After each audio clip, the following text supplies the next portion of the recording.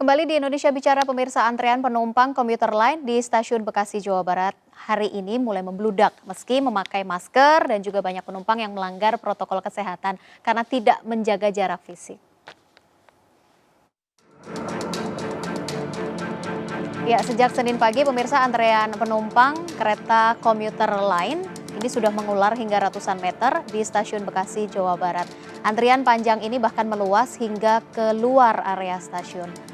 Dari aparat gabungan pun dikerahkan untuk menertibkan antrean penumpang, namun masih saja ditemukan banyak pelanggaran kaitannya dengan protokol kesehatan.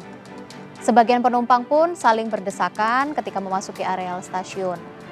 Padahal sebenarnya sesuai dengan aturan, setiap penumpang wajib menjaga jarak 1 hingga 2 meter agar tidak saling bersentuhan.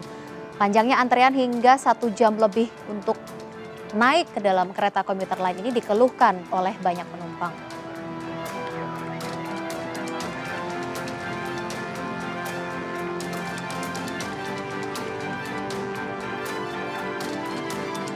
Ya, antrean penumpang komuter lain pemirsa juga terjadi di stasiun Bojonggede, Bogor, Jawa Barat. Ratusan calon penumpang ini mengular hingga keluar jalan raya. Antrean calon penumpang komuter lain di stasiun Bojonggede, Kabupaten Bogor, Jawa Barat ini mengular hingga keluar stasiun. Aturan kebiasaan baru atau AKB di stasiun komuter lain, calon penumpang yang akan masuk ke area peron stasiun dibatasi agar tidak terjadi penumpukan calon penumpang. Selain itu juga diterapkan adanya pembatasan jumlah penumpang dalam rangkaian komuter lain yang hanya 50% dari total kapasitas gerbong. Akibatnya calon penumpang harus antre dan menunggu giliran diperbolehkan masuk ke peron stasiun. Calon penumpang komuter lain mengeluhkan kebijakan ini karena lamanya antrean membuat para penumpang terlambat masuk kerja.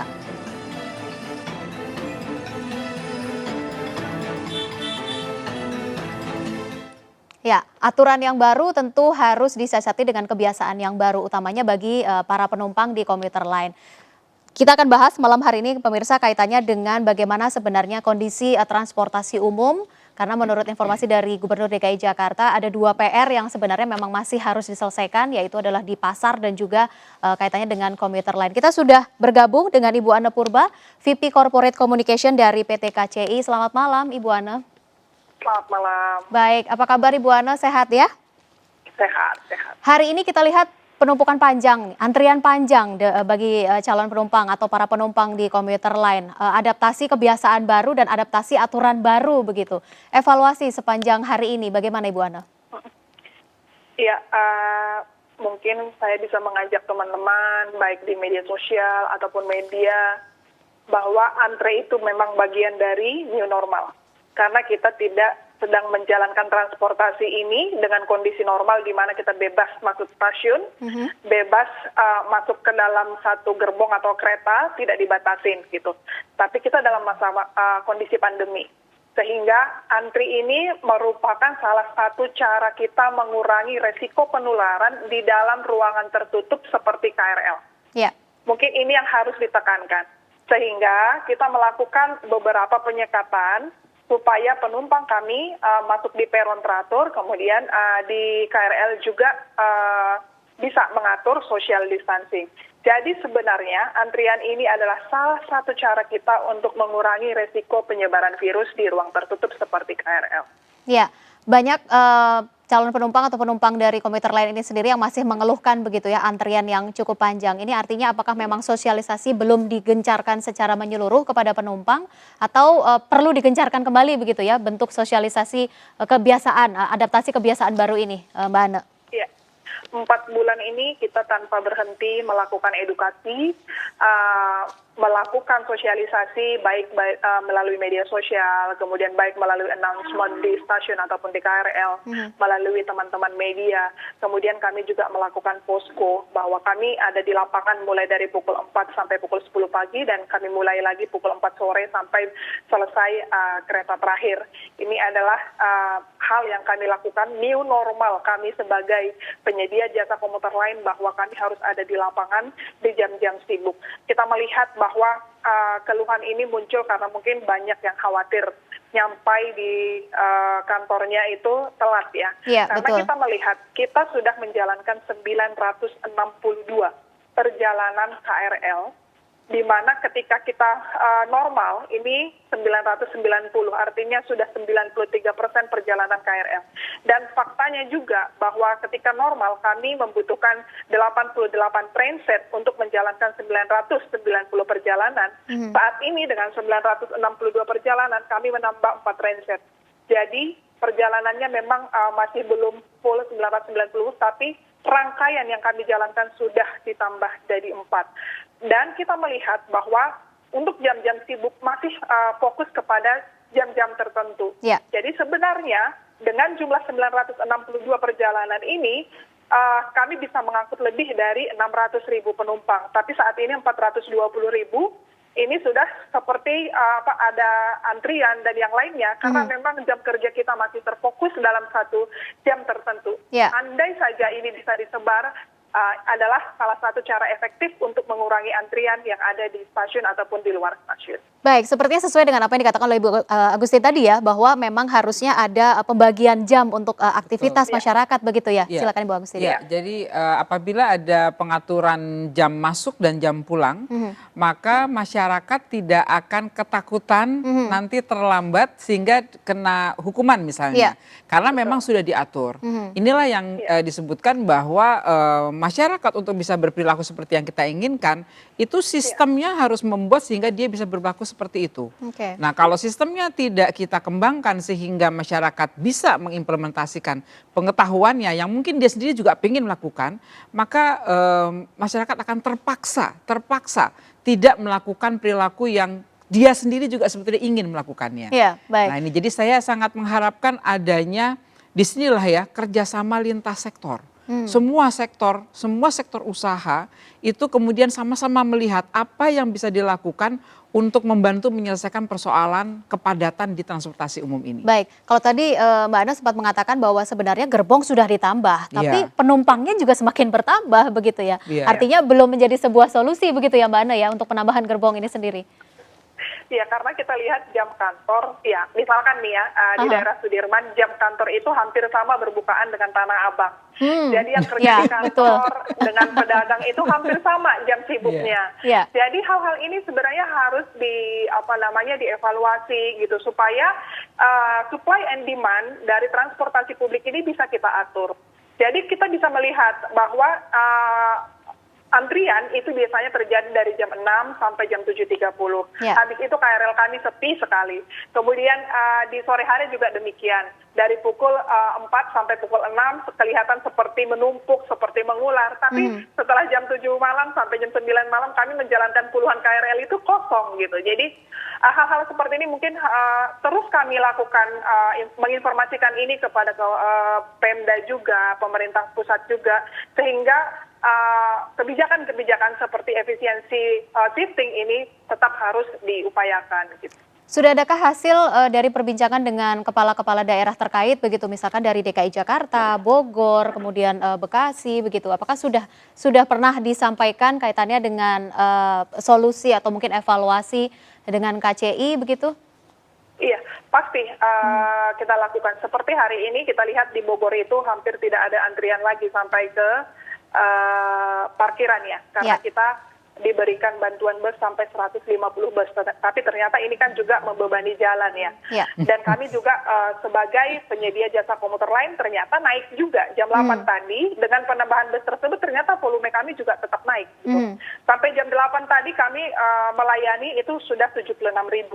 Jadi biasanya kami di Bogor itu di jam sibuk itu 12.000 sampai 14.000, dan ini tetap naik 6%. Jadi sebenarnya ini create demand baru. Apakah memang aktivitas itu sekarang sudah menuju normal, menuju orang sudah memang beraktivitas seperti tadi ke pusat perbelanjaan, perkantoran, kemudian mungkin ada aktivitas lain. Apalagi ini taman rekreasi sudah dibuka dengan aktivitas-aktivitas yang lain.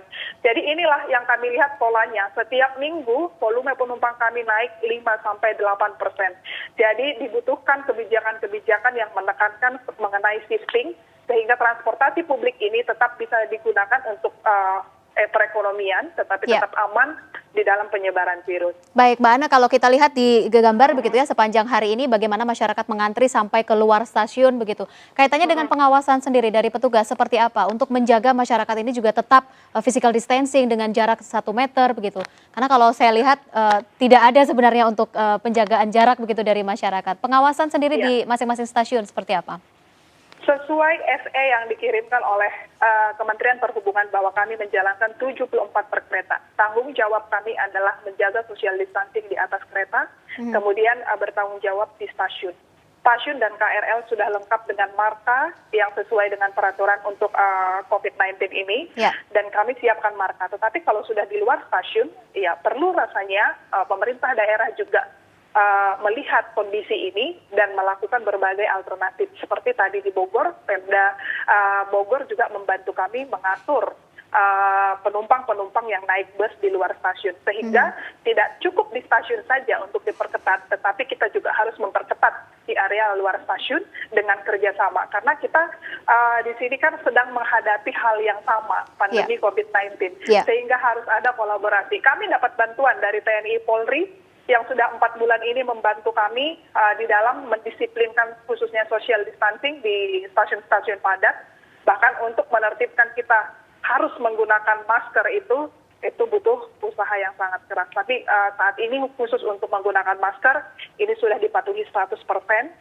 Kemudian cek suhu tubuh juga. Kemudian kami meningkatkan lagi dengan wajib menggunakan lengan panjang, supaya ketika kereta juga supaya ketika bersentuhan dia tidak bersentuhan dengan kulit langsung.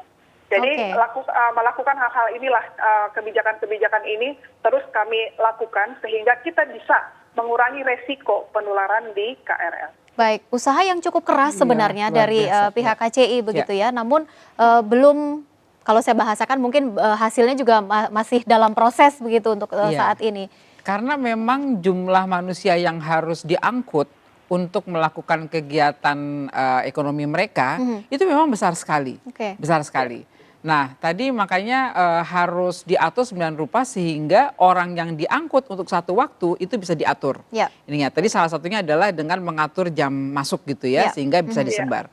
Yang kedua yang juga perlu dipikirkan adalah bagian dari adaptasi kebiasaan baru atau new normal, bagaimana kita bisa mengubah cara kita bekerja. Nah, ini salah satu yang sekarang sangat terasa adalah bagaimana teknologi bisa membantu.